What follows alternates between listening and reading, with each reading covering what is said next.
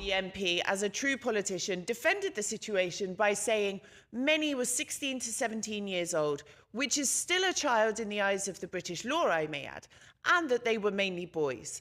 While he was unable to say where they were or detail any efforts to find them, he did say the following.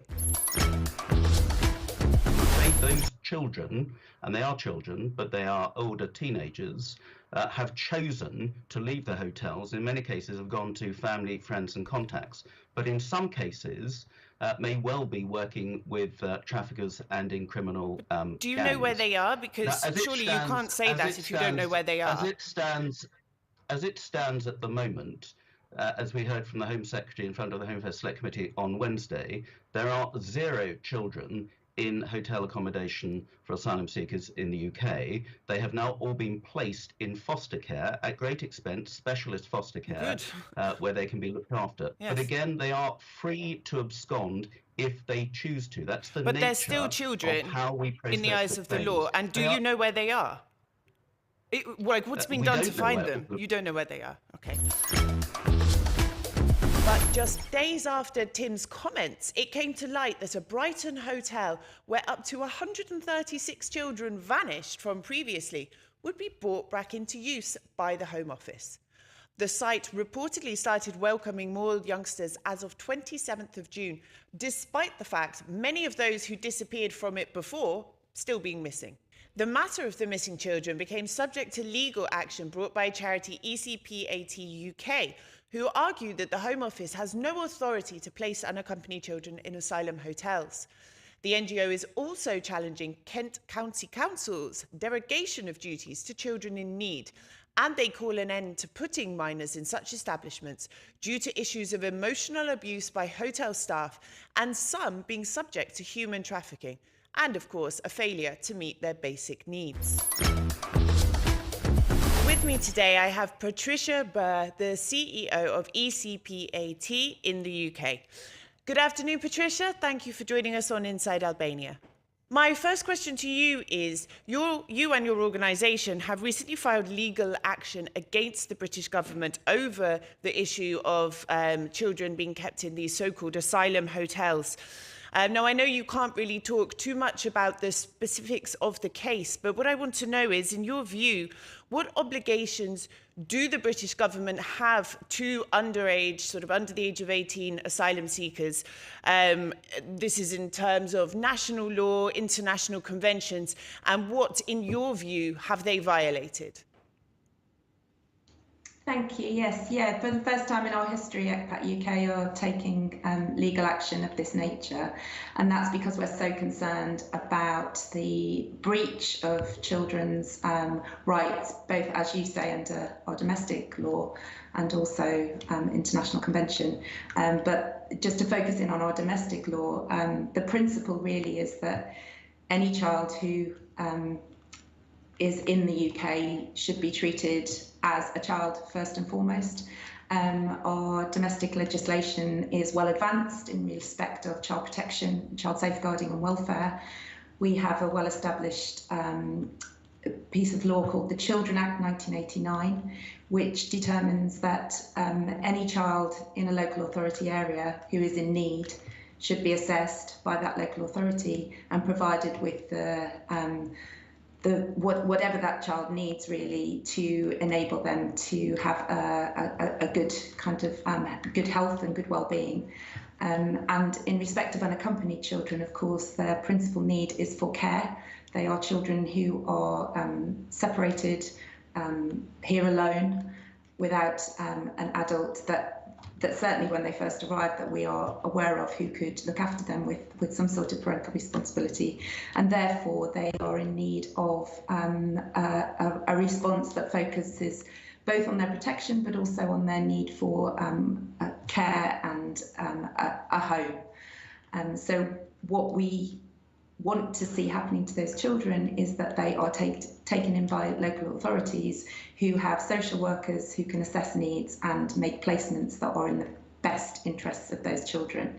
And that's currently what is not happening in respect of the Home Office, the British Government Home Office, placing children directly into hotels, which I think is not just our view, but I think have been kind of looked at from the point of view of being unsuitable for children, and they're certainly not registered under our domestic legislation. Is it, I mean, obviously the number of Albanian children being high could be linked to the fact that a vast majority of those seeking asylum are Albanian, but are there any other reasons here you think why Albanian children are going or were going missing in such high numbers from these hotels?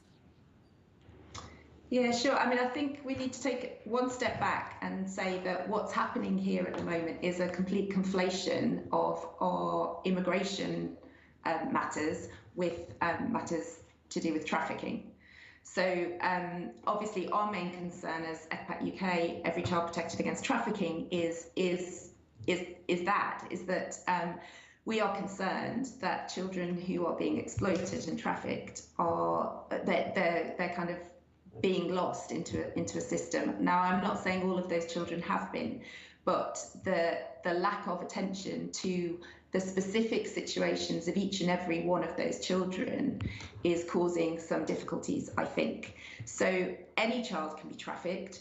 British national children are trafficked within the UK. Children are trafficked into the UK. They are also trafficked en route.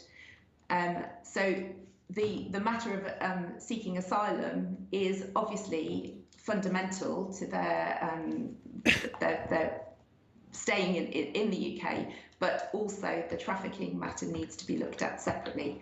So in terms of Albanian children, yes, that is hugely concerning that the majority of those children are Albanian. And I think what we need to do as the grown-ups, as the officials and the kind of professionals responsible for those children, is to seek to understand why that is the case and what actually is happening, rather than making assumptions about what that means.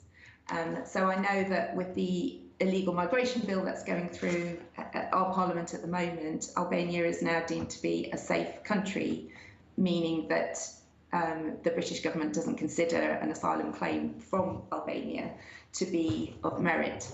In relation to children, what we want to see is every single child's specific situation looked at and looked into. We don't know exactly what's happened to every one of those children, but we certainly shouldn't be making assumptions about it.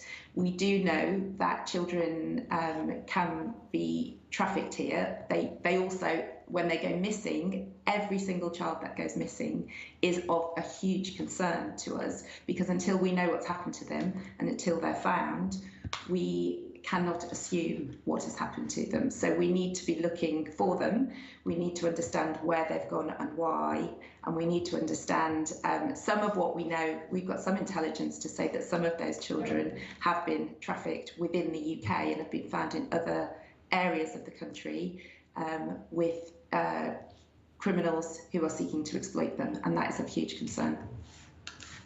And this is something, I mean, I interviewed that MP on the show previously, and sort of one of his arguments, I mean, I interpreted it as one of his arguments was that many of these children who went missing were male, aged between 16 and 17, and left of their own accord. So they absconded, I believe is the word he used. And this was sort of a semi-justification in a way that he presented. So does this mean if you're a boy, you're 17 years old and you choose to leave a hotel, does that mean you're automatically not going to be at risk of trafficking, slave labour? I mean, what risks do these children face, even if they're leaving voluntarily, as much as a minor can, you know? Absolutely. I mean, I just reiterate, any child who goes missing is of concern. Our law deems that a child is somebody under the age of 18. So, and I don't subscribe to the view that we should care less about boys, that we should care less about 16 and 17-year-olds, and that they're at less risk. And I don't subscribe to the view either that a child seemingly to choose to leave somewhere where they're meant to be being looked after should be taken at face value, or that there isn't an element of exploitation, manipulation, coercion and control behind that choice. I would also say that children run away or leave either because they're pushed away or because they're being pulled towards something else in general.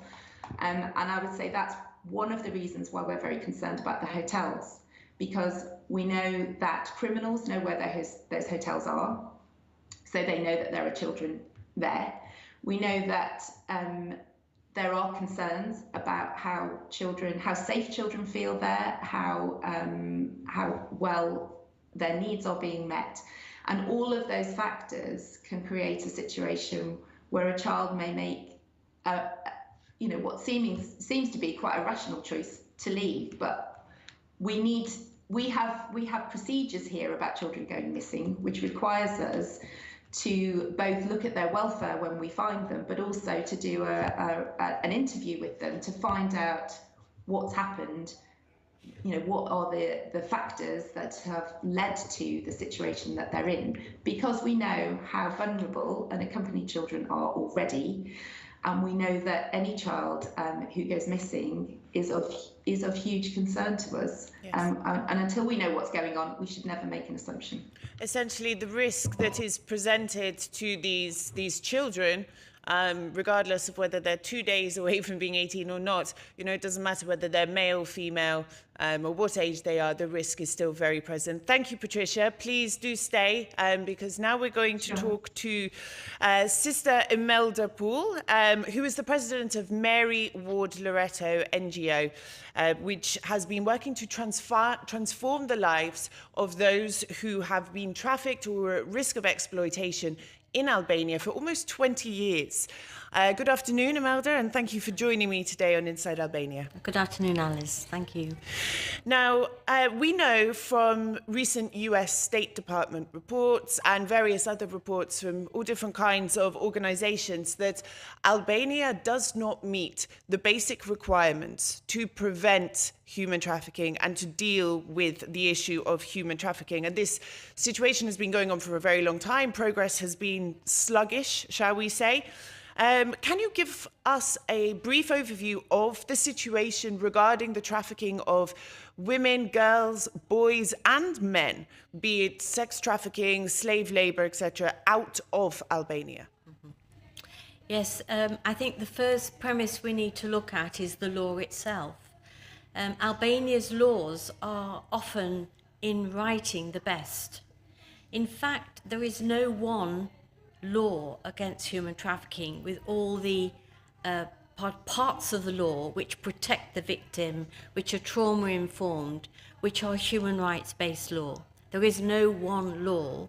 So a lawyer in Albania who is trying to gather the threads of human trafficking and the manner in which men, women, girls and boys are trafficked, it's almost impossible because they've got to be creative with the law because there is no defined. So we're having a conference in October with our networking partners in Eurat to actually lobby and to bring out this absolutely unbelievable issue that there is no one human law here against human trafficking. When people come back here, if people are being sent back, let's say, maybe their asylum claim has been rejected, they are victims of trafficking, be it working in a car wash or as a prostitute, being forced to work as a prostitute, and they've been sent home because the British government has said, well, we don't believe you, well, that's not correct.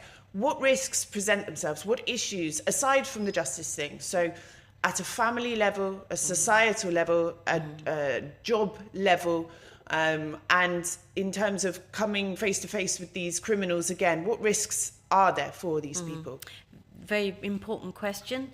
The first thing to note is that the reception centre, which would have housed over 100 of these returnees, is now under construction. I think there's only about 9 or 10 places.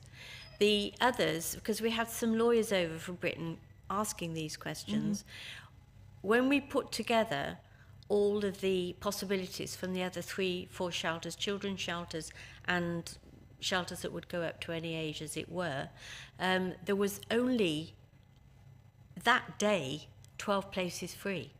So imagine if there is a huge influx of returnees who need, and they're in trauma, as you said, they're going to need a huge gentle accompaniment through trauma to be able to even speak their truth. They will have disassociated.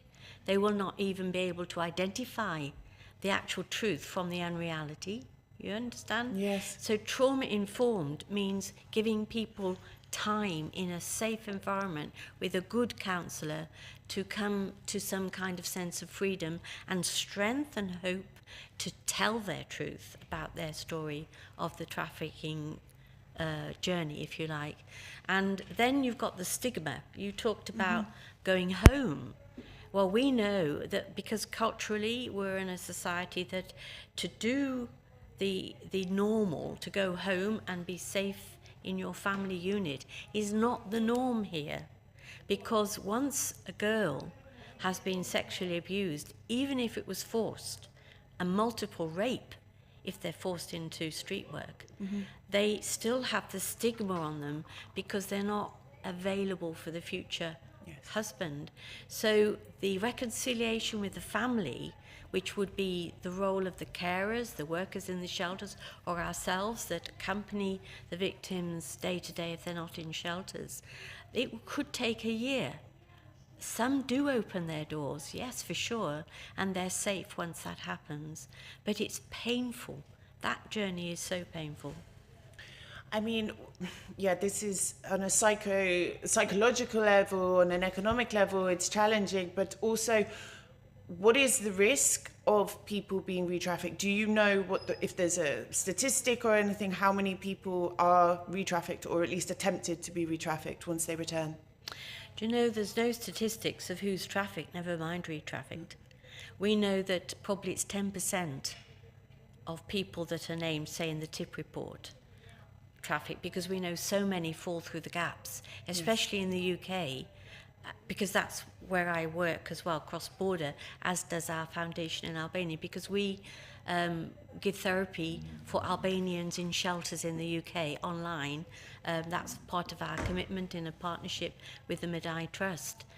And there we see that, in fact, you know, the whole freedom, you might say, of that journey back to Albania is very difficult to analyse in terms of statistics, because even directors of shelters have told me in the UK, because of the law, they have to let go, not of many, but some, because they're not defined or it's not clear of their status. So they end up homeless. We've had phone calls from the UK of girls that have been trafficked that are homeless, living on the streets. They've been vulnerable to the re-trafficking. They've been re-trafficked. They're back on the streets. And we've been working with organisations in Britain where a girl has been in deportation status in Heathrow Airport. And we've brought in other organisations because we know that girl had a hospital appointment and in fact was very sick. But she was not allowed to keep the hospital appointment. She was just taken to Heathrow Airport. In the end, she was put in a London hospital because online we were negotiating with the other organisation and the police then understood. But it's very complex. Yes.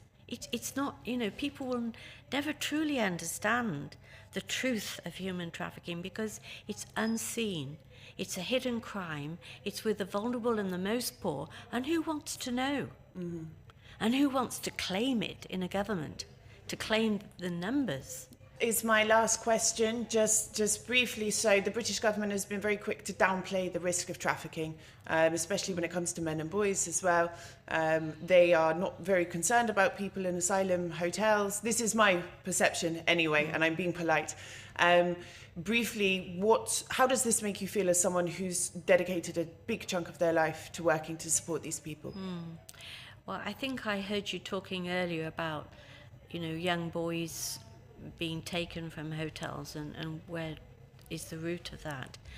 The saddest thing is that there isn't an acknowledgement that the traffickers are more intelligent than any of us in their corporate ways of working, and that they will get in where there is an opportunity to move vulnerable people by persuasion or whatever into what could have been for them hope, but was despair when it came to the crunch, because they were taken into clandestine brutality and clandestine work that was grim, dark, and has led to many thousands and millions of young people losing their self-esteem, losing their identity, losing their opportunity for a life. And it's from that workers such as us at Mary Ward Loreto are trying and struggling to bring life from death, really, and light from darkness.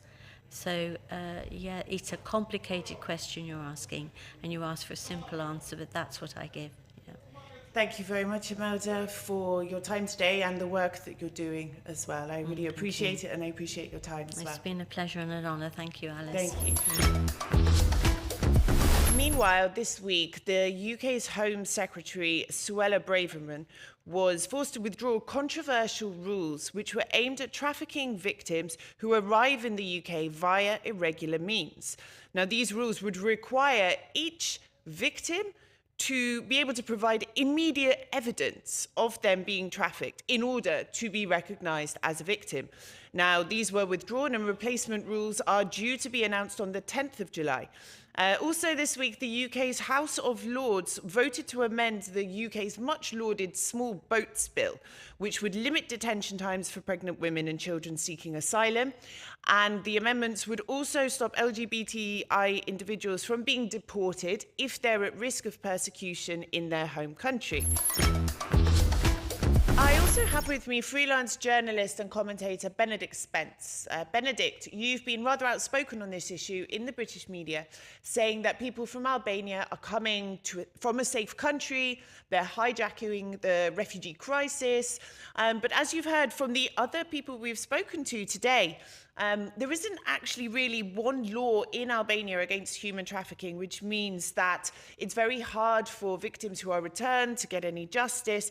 And we've also heard what appears to be a drastic failure on the part of the British government to protect children and youngsters once they arrive in England. Can you give me an overview of your opinion of the situation in general, but also these two facts? So, broadly speaking, across the state of migration in the UK, I mean, everybody knows that it's a bit of a dumpster fire. It's not been handled especially well.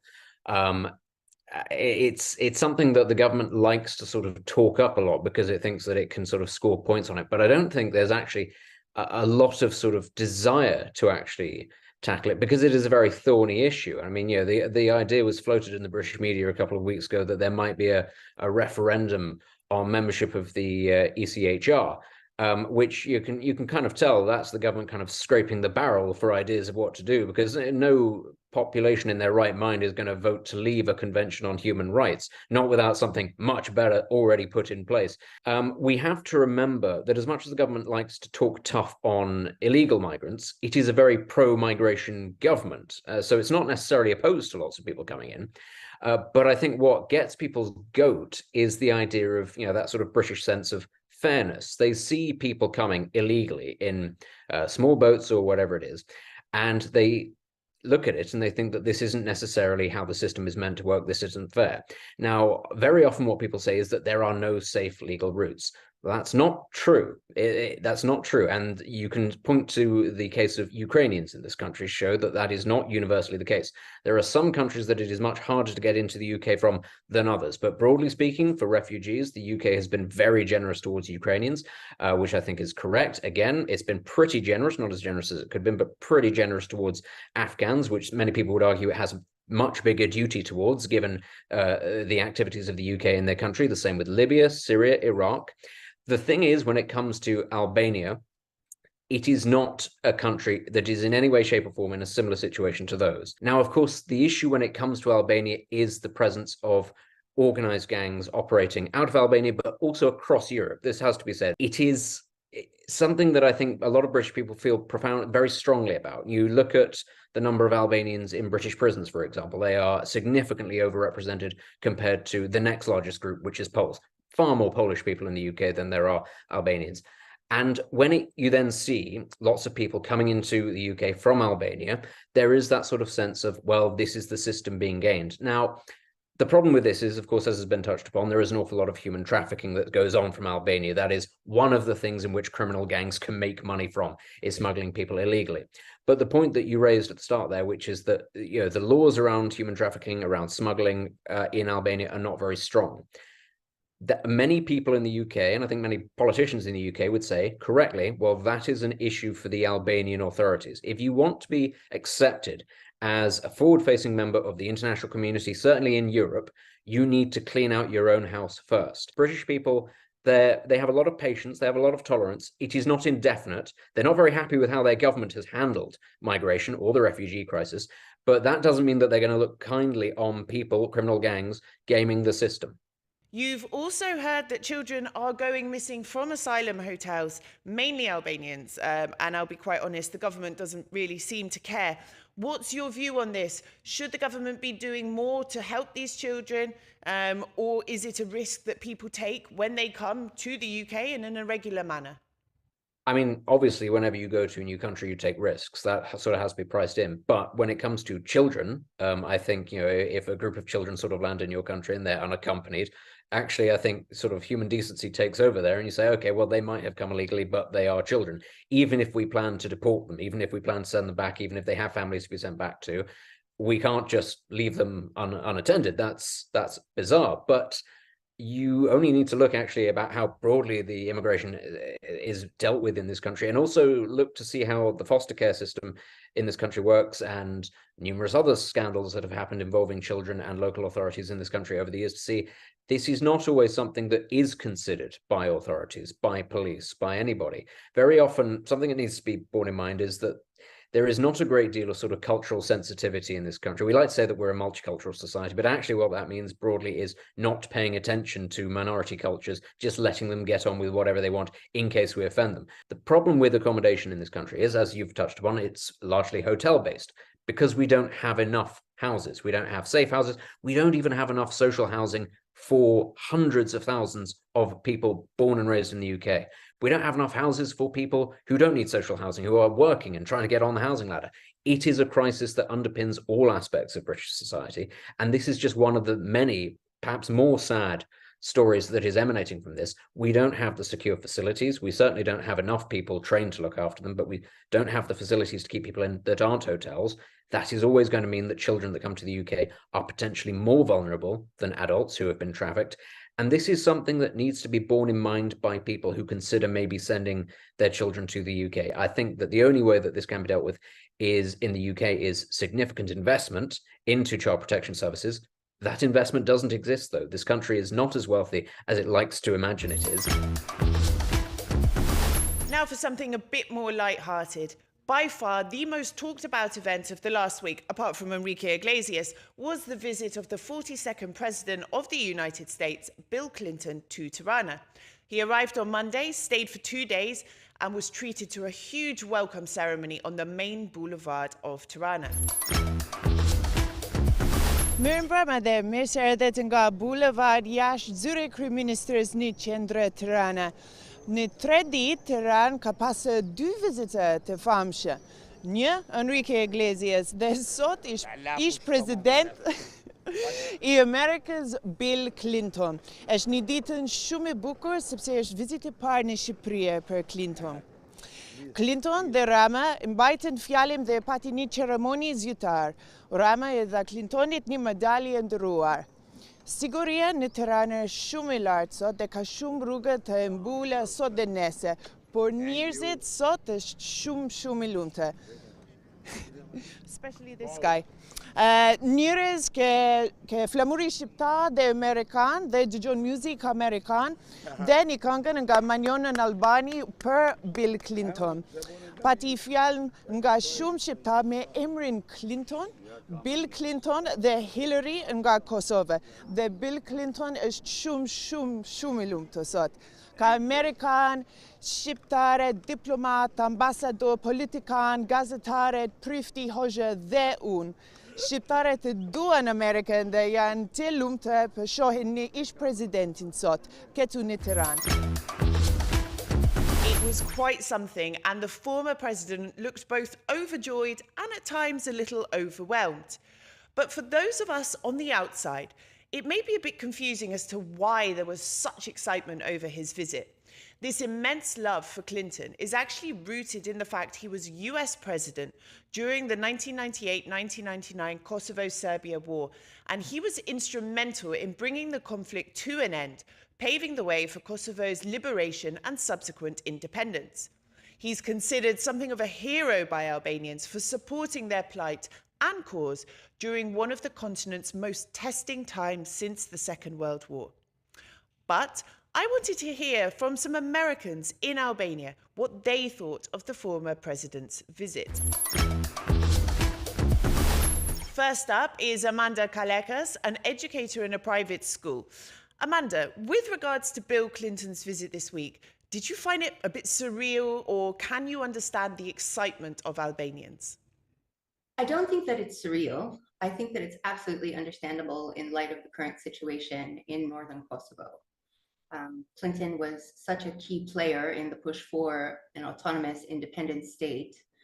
And I feel like the show of partnership between the countries and his message of de-escalation is going to be better received because of his obvious support in the past.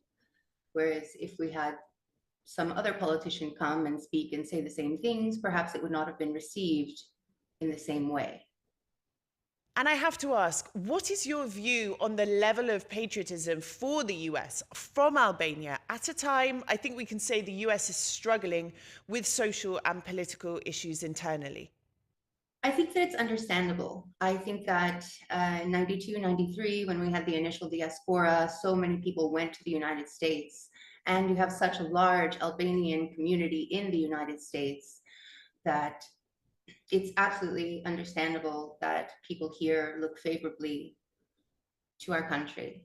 And we have very good relations with Albania and continue to have, where often we don't with other places. So I think that it's understandable that relationship and partnership is celebrated. And lastly, how do Albanians react to you when you say you're from the US? People have been very, very kind, very kind. I really enjoy living here. It's an absolutely beautiful country. And I think that I've lived in 4 continents at this point in my career, and this is the place that I have felt the safest. Really, in terms of personal safety, just walking down the street, I really do feel safe, and I don't feel that anybody has any negative sentiments towards me because of my nationality, because of my religion, or anything. I feel like Albanians are very tolerant of foreigners in general, and they're very welcoming, whether you're a refugee or just an expat. I also spoke to Sam Lopez, a friend of mine and a long-term resident in Albania. Sam, what did you think of Bill Clinton's visit? And have you had a warm welcome in Albania when you say you're American? I like Bill Clinton. I think Bill Clinton's a popular president because he's casual, low-key, friendly. I would say he's apolitical, but I guess he's not. That's just my opinion. Regardless, I think he's always scored high in regards to popularity, other than his one indiscretion. Regardless, me as a being welcomed as an American, I'd say mostly yes, and sometimes they don't really care. Were you surprised to see such patriotism from Albanians? I didn't see the ceremony, but I'm not surprised. I think Americans as a whole love celebrations and the pomp and circumstance. I think they love that sort of thing. It's all a show, and I think Americans like to put on a show. Their American show is completely different from the British show. But hey, it's Americans are more casual and Brits are more restricted. So I'm not surprised that there was a big celebration with Bill Clinton. Did he play his sax? That's all for this week. As always, you can follow Inside Albania on Euronews Albania on Saturdays, on our YouTube channel, and across all major podcasting platforms. Miro Pavshim.